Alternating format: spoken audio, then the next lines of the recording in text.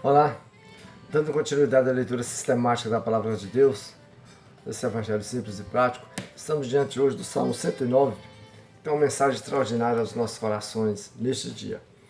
O salmista, em outras palavras, está como se conversando com Deus, não vou dizer reclamando de Deus, mas colocando diante de Deus as oposições, aquelas pessoas que viviam ali prejudicar com palavras, que queriam o mal dele, procurando detalhes na vida de Davi para difamá-lo, para, digamos assim, atrapalhar o seu reinado, o seu ministério. E assim é na vida de muitos de nós. É um salmo também que aponta para Cristo Jesus, haja vista passagens que se referiram à vida de Jesus aqui na terra, certo? Então esse salmo é muito precioso nessa questão, que você deve, digamos assim, fazer os seus reclames para Deus. Fale com Deus, aponte aquelas pessoas que você acha que estão lhe prejudicando ou tentando lhe prejudicar. Deixa Deus fazer o que precisa ser feito. Né? Não faça nada, só confie em Deus. Se você tem que reclamar de alguma coisa para alguém, reclame para Deus. Fale com Deus. Né? Reclame a força de expressão. Fale com Deus, né, que Ele saberá cuidar não só de você, como dessas pessoas também que tentam lhe prejudicar. Certo, querido irmão? Atenta para a palavra de Deus. O salmista, nesse salmo, queridos irmãos, ele começa dizendo no versículo 4: em paga do meu amor me hostilizam, eu porém oro. Foi o que Jesus fez, né? Jesus ali na cruz, todo mundo ali falando e falava e diz: Pai, perdoa-lhes porque não sabem o que fazem. Entendeu? Então é um texto que primeiramente serviu para a experiência na vida prática de Davi, mas ele não revidava, né? Davi teve alguns pequenos vacilos na sua caminhada, deslizes, mas ele era um homem segundo o coração de Deus. Em todos eles ele reconheceu o seu erro, pediu perdão a Deus e não os fez mais, não os praticou mais. Então mesmo para aquelas pessoas que tentavam lhe prejudicar, difamá-lo e tantas outras coisas a mais, ele dizia o seguinte, né? Eu, porém, oro. Oro para quem? Para Deus. É o que ele está fazendo nesse salmo aqui, né? Orando para Deus em oração, colocando as suas angústias, dificuldades e aflições a respeito daquelas pessoas que lhe queriam ou lhe desejavam a sua ruína. Nós já vimos que ele era o rei, imagina que todos os olhos estavam centrados nele, inclusive dos que o apoiavam e dos que gostariam de vê-lo fora. Então ele continua dizendo no versículo 5, a respeito do bem que ele fazia, da justiça que ele praticava, ele diz: pagaram-me o bem com o mal, o amor com ódio.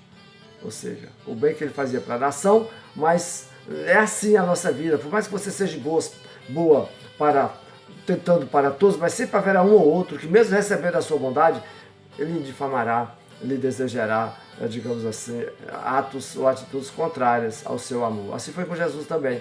Ele exalando o amor para todos os lados, né, praticando o amor, e mesmo assim as pessoas lhe faziam oposição, os fariseus, os saduceus, os doutores da lei, todos mais, a não ser aqueles que creram nele. E assim ele continua, certo?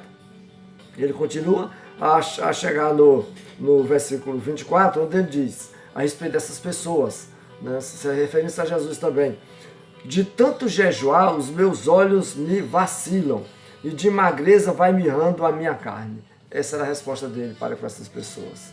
Jejum e oração e clamor diante de Deus a respeito dos seus adversários. E nós sabemos que Davi morreu de velhice, né? Por mais que se levantaram pessoas contra ele, porque ele não usurpava do seu poder, da sua autoridade como rei, para perseguir os seus adversários. Nós não vemos isso na palavra de Deus.